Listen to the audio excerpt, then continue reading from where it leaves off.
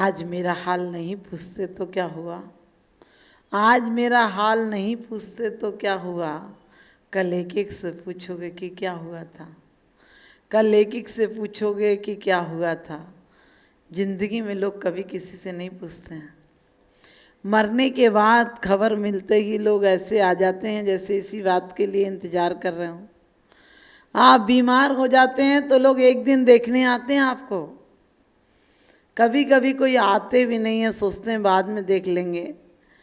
यानी लगता है मरने का इंतजार ही कर रहे हैं। लोग कहते हैं अब बूढ़े तो हो गए, अब तो आखिरी टाइम में ही चले जाएंगे।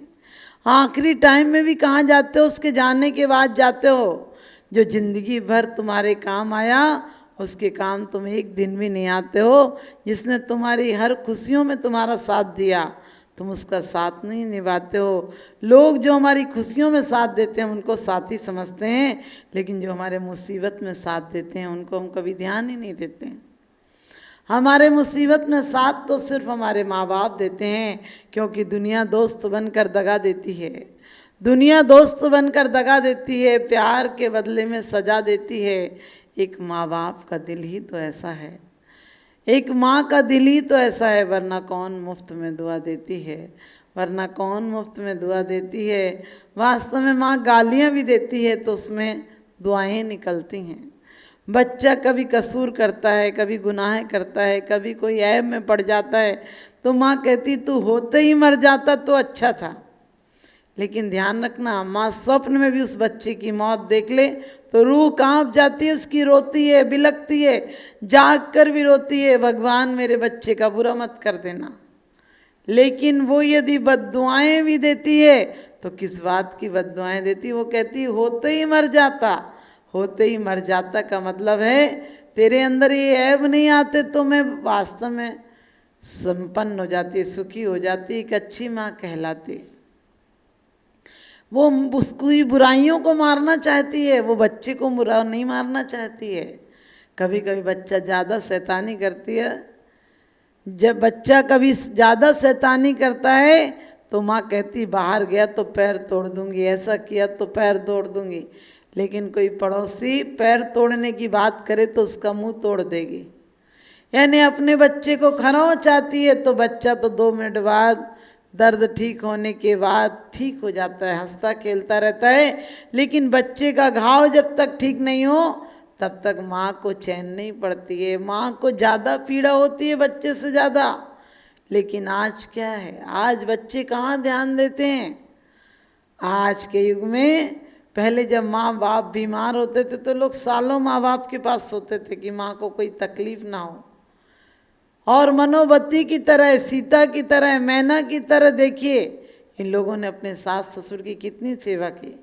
जब श्रीपाल युद्ध को जाने लगे तो मैना साथ जा सकती थी, लेकिन सास वृद्ध थी, घर में थी, अकेली रहती, इसलिए मैना ने कहा कि नहीं माँ के पास मैं रुक जाऊंगी, आप धन कमाने के लिए जाइए। आज पत्नी एक दिन नहीं रुकना चाहती है सास के पास। सास तो ऐसी लगती है जैसे समझो वो कोई किराए की औरत घर में रह रही हो। नौकरानी से चाय नाश्ता की पूछ लेंगे, सास से पूछने में जोर आता है।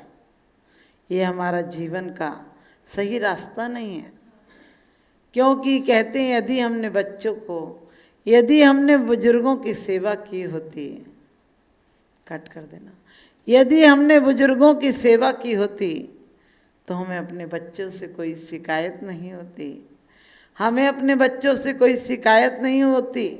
हमने यदि बड़ों का ख्याल रखा होता, बड़ों को बहुत सम्मान से दूध पिलाया होता, दूध रोटी खिलाई होती, प्यार आदर सम्मान से परोसा होता तो तुम्हारे आने वाली पीढ़ी भी तुम्हें परोसती। क्योंकि ये हुंडा सर्पणी काल है। दूध पिलाओगे तो पानी की उम्मीद रखना। यहाँ बल विक्रम बुद्धि सब कुछ घट रही है। यहाँ अग्नि घट गई, जल घट गया, जल का स्तर देखिए कितना नीचे चला गया, बल घट गया। पहले हमारा 80 साल का बुढ़ा आदमी भी 100 किलो वजन उठाने की दम रखता था। आज हमारा 15 साल का किशोर भी सच पूछो 5 किलो तो 5 किलो 50 ग्राम वजन नहीं उठा सकता है। पहले का आदमी सिंगल रोटी खाता था लेकिन 40 किलोमीटर चल लेता था। आज का आदमी डबल रोटी खा रहा है, डोसा खा रहा है, और कहते हैं धुसका खा रहा है, सब कुछ खा रहा है, भूसे की तरह भर रहा है पेट को, लेकिन 4 घंटे इंतजार करता है, 400 कदम नहीं चल पाता है। ये जीवन की उन्नति कहेंगे? ये भी कोई जिंदगी है या किसी का श्राप है? चैन के 2 पल मिलेंगे, सोचना भी पाप है। आज हमारे घर नहीं मरघट बन गए हैं।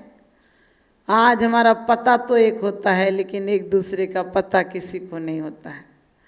आज एक कमरे में बैठने के बाद भी कोई किसी से बातचीत नहीं करता है। हमारा व्यवहार घट गया, हमारा बोलचाल घट गया, हमारा प्रेम भाव घट गया, हमारा लेन देन घट गया, सब कुछ कागजों तक निर्भर रह गया। कागज का एक लिफाफा आप दे जाते हैं, खोलने वाला ढंग से खोलता तक नहीं। नौकर मैनेजर खोलते हैं और बैंक अकाउंट में जमा कर देते हैं, पता नहीं बैंक में करते हैं कि जेब में करते हैं, कहाँ जाता है पैसा कुछ पता नहीं चलता है। लेकिन वो दिन याद करो जब 10 रुपया, 1 रुपया, 54 रुपये से भी, 54 से भी, 25 पैसे से भी आप किसी की गांठ बांध देते थे तो जीवन में मुस्कान आ जाया करती थी। एक दिन 1000 के नोट ने 10 रुपये से कहा, अरे तेरी भी कोई औकात है? मुझे देखो, मैं क्लबों में जाता हूँ, मैं कोठों पर जाता हूँ, मैं बड़े बड़े रेस्टोरेंट में जाता हूँ, और मेरी बात तो पूछो नहीं, मैं बढ़िया से बढ़िया कपड़े ले आता हूँ, जूते ले आता हूँ, जहाँ जाता हूँ वहीं लोग मेरी सलाम ठोकते हैं। 10 के रुपये ने कहा, बस बस बस कर, तू बड़ा होगा लेकिन तेरी औकात शराब खाने तक होगी, तेरी औकात कोठे तक होगी, तेरी औकात जुए घर तक होगी, क्लब तक होगी, पार्टियों तक होगी, मॉल तक होगी। लेकिन हम 10 रुपये का भाग्य देखो मंदिर में चढ़ जाते हैं। हम 10 रुपये का भाग्य देखो गरीबों के कटोरों में जाकर हजारों दुआएं बनकर वापस आते हैं। हम 10 रुपये किसी गरीब की मुस्कान बन जाते हैं। हम 10 रुपये किसी के कन्यादान में काम आते हैं। हम 10 रुपये किसी गरीब के काम आते हैं, दवाई के काम आते हैं, एक टाइम रोटी खाने के काम आते हैं। हम 10 रुपये बहुत अच्छी जगह जाते हैं तो 1000 होने के बाद सारी गलत जगह जाता है। ध्यान रखना, आज बड़ा आदमी भी पैसा हो गया, सारे ऐब में चला गया, सारे उसके बच्चे भी ऐब में चले गए। कोई 10% लोग होंगे जो धर्माय तन विमोचन माहू संलेख ना मारिया। आचार्यों ने कहा है कि धर्माय तन के लिए तन को भी विमोचन कर देना सौभाग्य की बात है, महासमाधि है। और कहते हैं धन बुरा हो भला कहिए लीन पर उपकार सो। यदि तुम्हारा धन किसी दीन दुखी के इलाज में काम आता है, यदि किसी की मुस्कान बन जाता है, यदि किसी को रोटी के काम में आता है, किसी को कपड़े में काम आता है, तो धन समझना तुम्हारा धन्य हो गया। बल्कि धन तुम्हें धिक्कारता है कि तुम जैसे कृपण के यहाँ आ गया मैं, मेरी बदनसीबी देखो, तुम कभी निकालोगे नहीं मुझे। धन भी तो दुखी होता है किसी कृपण के यहाँ जाकर। धन तो जब सुखी होता है जब किसी अमीर के यहाँ जाता है, जब किसी दौलत वाले के नहीं दिल वाले के यहाँ जाता है। धन जब सफल हो जाता है, जब सुफल में लग जाए, जब अच्छे कामों में लग जाए, जब बढ़िया वृद्धि के कामों में लगे तो सफल हो जाता है। हमारा धन भी धन्यता में लगे, हमारा जीवन सेवा में लगे, हमारा विचार स्यादवाद में आए काम, हमारा विचार व्यवहार बहुत अच्छा हो तो हमारा जीवन अच्छा हो सकता है। किसी की 100 बरस की ज़िंदगी से कुछ नहीं होता, किसी की 2 बरस की ज़िंदगी 100 काम करती है। ज़िंदगी में तो झगड़ा ख्वाहिशों का ही होता है, जीवन में झगड़ा ख्वाहिशों का होता है। न किसी को कम चाहिए, न किसी को हमदम चाहिए, न किसी को सब्र चाहिए, बस इसी की तो कमी है। आपके जीवन में आपका व्यवहार अच्छा हो, अपने बड़ों के प्रति आपका इतना समादर का व्यवहार होता कि आपकी आने वाली पीढ़ी कार्बन कॉपी है, वही देगी जो आप यहाँ लिख जाओगे, वही देगी जो आप देख कर जाओगे।